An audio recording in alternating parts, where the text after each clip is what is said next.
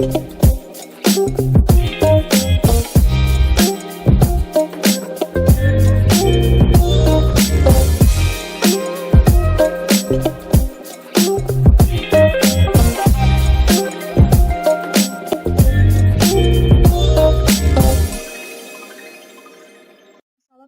warahmatullahi wabarakatuh. Perkenalkan saya Nur Fatina Rahman dengan NPM 1006011160004 dari Fakultas FIPA Unisbat, Prodi Statistika, akan mempresentasikan artikel ilmiah saya yang berjudul Perbandingan Estimasi Least Square, Estimasi Scale, dan Estimasi Method of Moment pada Analisis Regresi Robust. Saya dibimbing oleh Ibu Dr. Lisnur Wahidah, DRA MSI.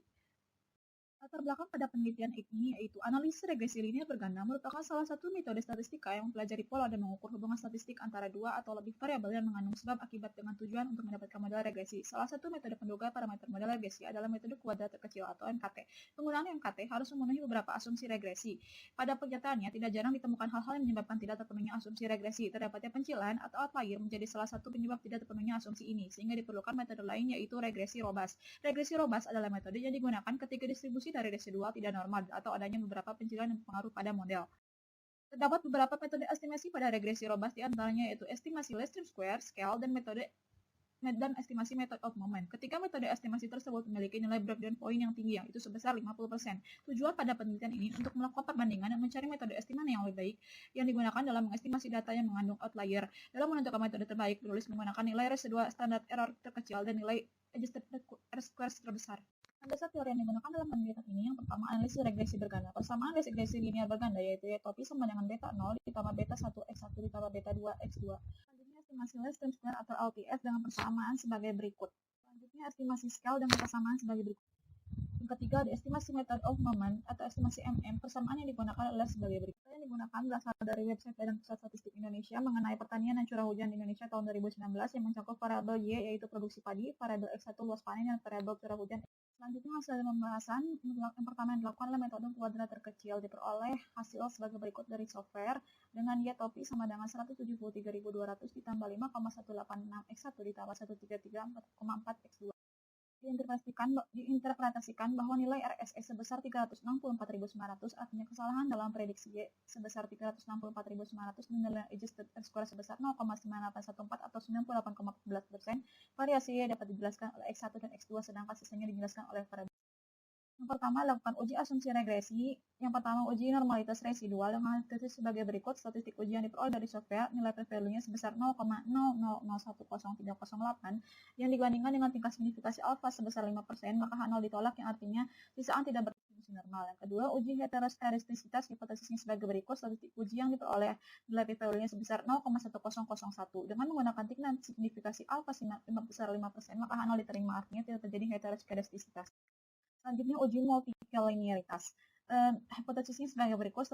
Statistik ujinya nilai VIF-nya dari X1 dan X2 sebesar 1,174481. Nilai VIF tersebut lebih kecil dari 10 yang artinya H0 diterima, artinya tidak terjadi multilinearitas dalam penelitian ini. Selanjutnya, melakukan pendeteksian outlier dengan nilai DF beta, DF fixed, Cox distance, average HII, R student atau TI dengan nilai sebagai berikut. Dikelompokkan yang termasuk data outlier yaitu data observasi ketiga, ke-12, 13, dan 15. Selanjutnya lakukan regresi robust estimasi LTS. Diperoleh nilai Y topi sebesar minus 11.690 ditambah 5,00x1 dikurangi 9,523 x2 dengan RSE dan adjusted request sebesar berikut. Dengan RSE sebesar 76.910 artinya kesalahan dalam prediksi Y sebesar 76.910 dan R-square sebesar 0,9953 atau 99,53%. Variasi Y dapat dijelaskan oleh X1 dan X2 sedangkan sisanya dijelaskan oleh variabel lain. Selanjutnya regresi robust estimasi scale.